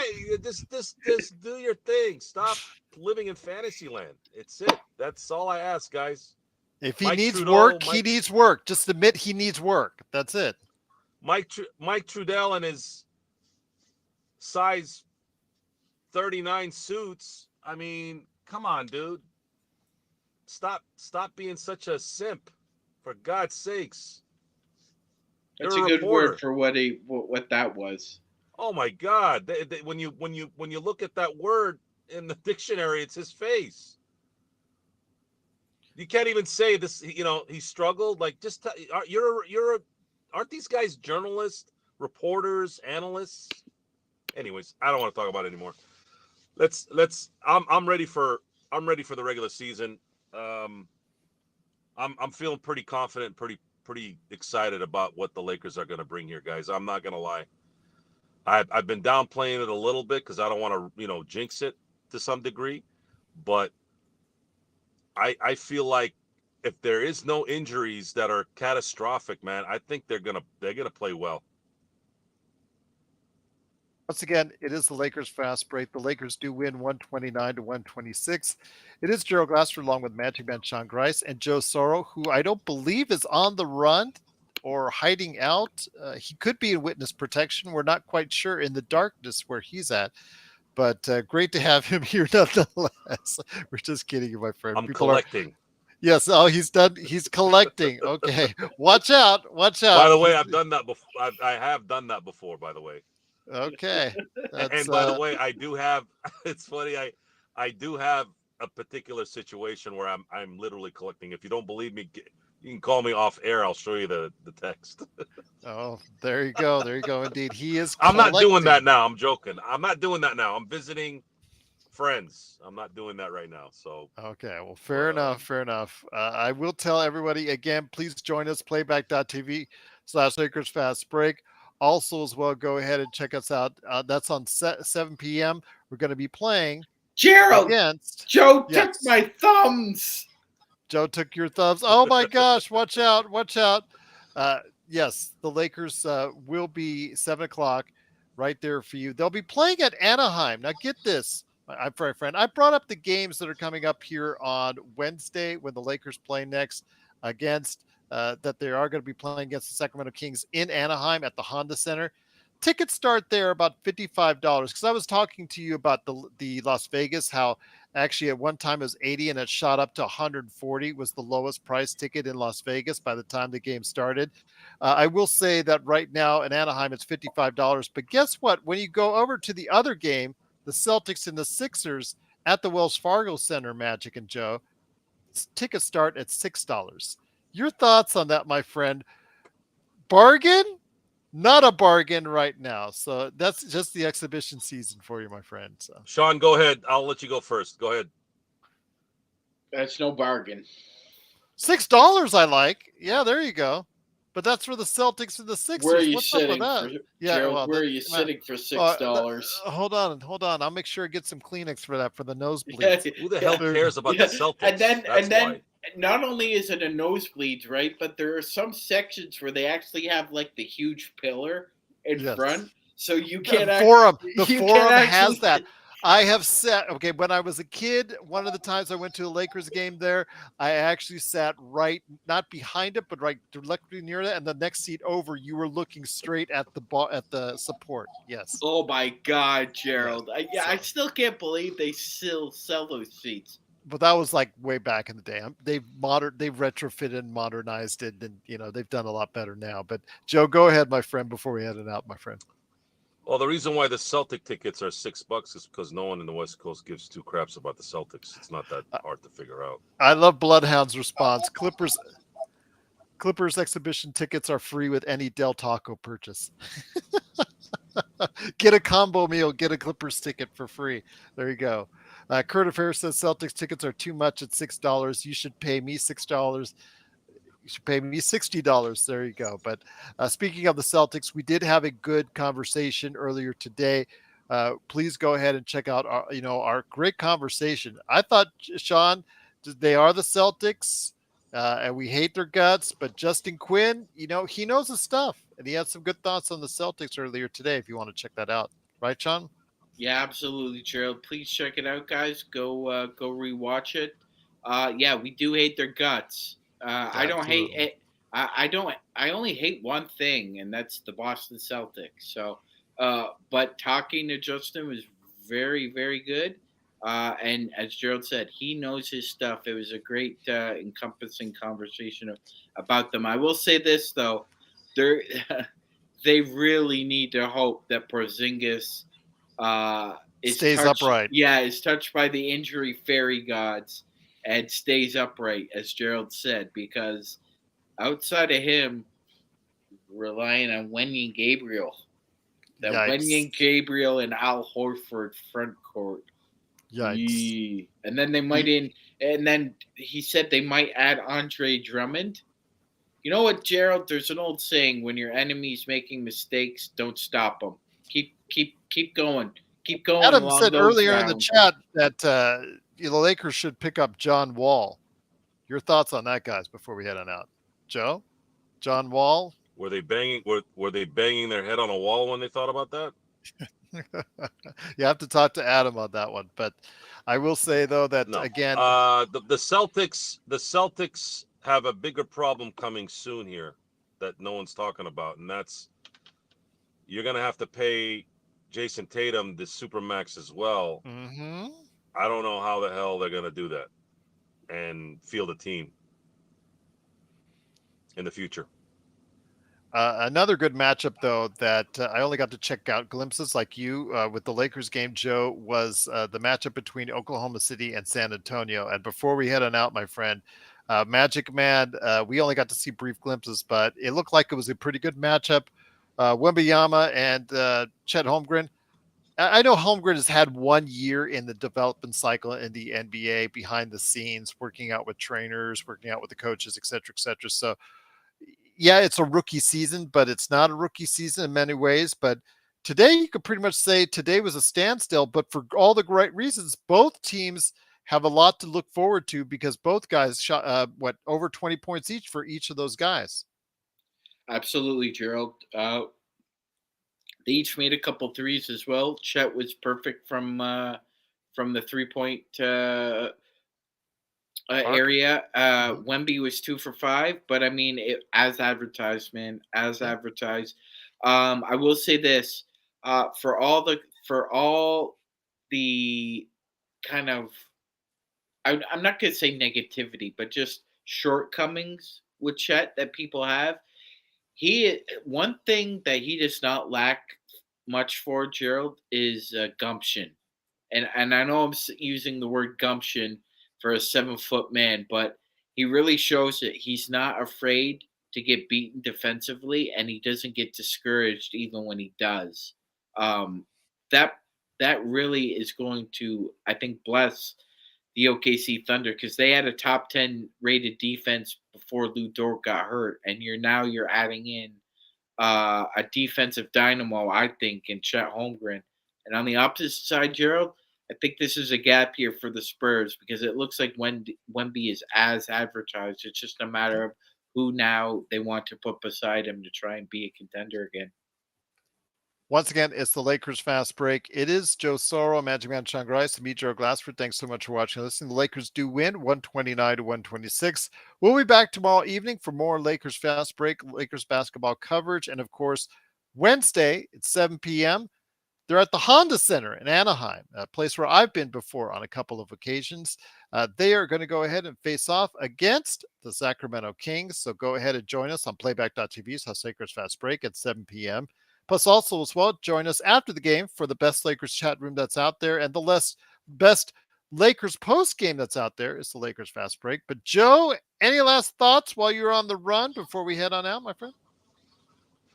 Yeah, I'll be in and out the whole week, so bear with me until I get back on Saturday, and then I should be free the rest of the year. When you're done collecting, right? Actually, I have somebody that does that for me now. Okay. Just want to make sure. Is that Sean Grice? No. If Joe's Bumpy Johnson, that makes me Frank Lucas. Okay. All right, guys. I've never broken legs. Yeah. I've never done anything like that. If I've put off that kind of atmosphere, it's only for giggles. But we do live in a world where some people don't want to live up to their obligations, and there needs to be a little bit of a nudge. Well, hopefully you won't get that kind of a nudge anytime soon, and we're glad to have you here. And I don't think Joe would do that either. I think he's more like the Superman 3, like throw you in a hologram and then just float you out in the universe. Is he more of an arm guy trying to break the arm then instead of the legs? I think so. It's Okay. yeah. I'm like Okay. Mr. Miyagi. My mentality is like Mr. Miyagi. I only use force for defense only. Oh, well, fair Belt. enough. Belt to hold up pants. Yes, yes. It's important to, because I like to walk around town without looking over my shoulder. That's an important part of living. So when it comes to handling business unconventionally, my advice to anyone who is in a situation like where they have to do something a little bit off the cuff, stay small, Okay. stay unknown, because Valuable. the more known you are to do things off the cuff, the more chance you have at somebody finding out who you are, what you do, and then you got to deal with them later. There's too many nutcases out there, guys, that have nothing to lose. No one's. This isn't a freaking Marvel movie, guys. There isn't anybody out there that can be the Punisher, as much as I wish I could be.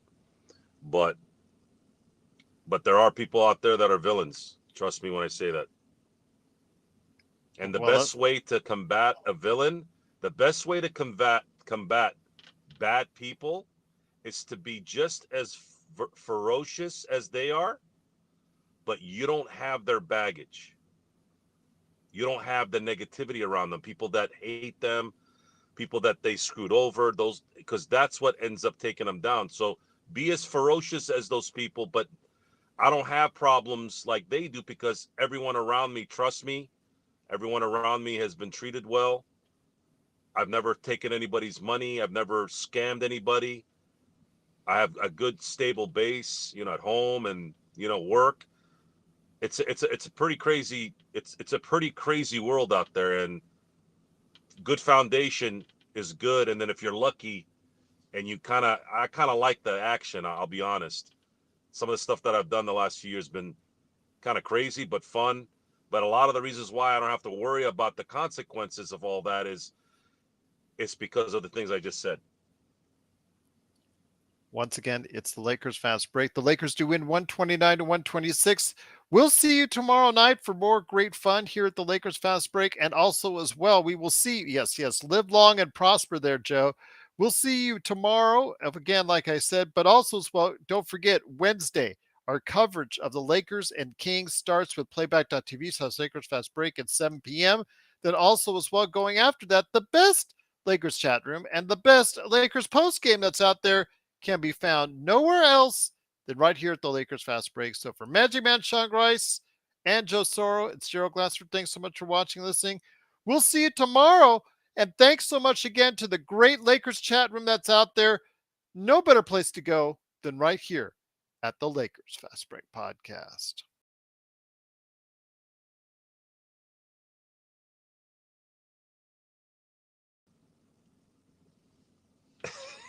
Are you talking about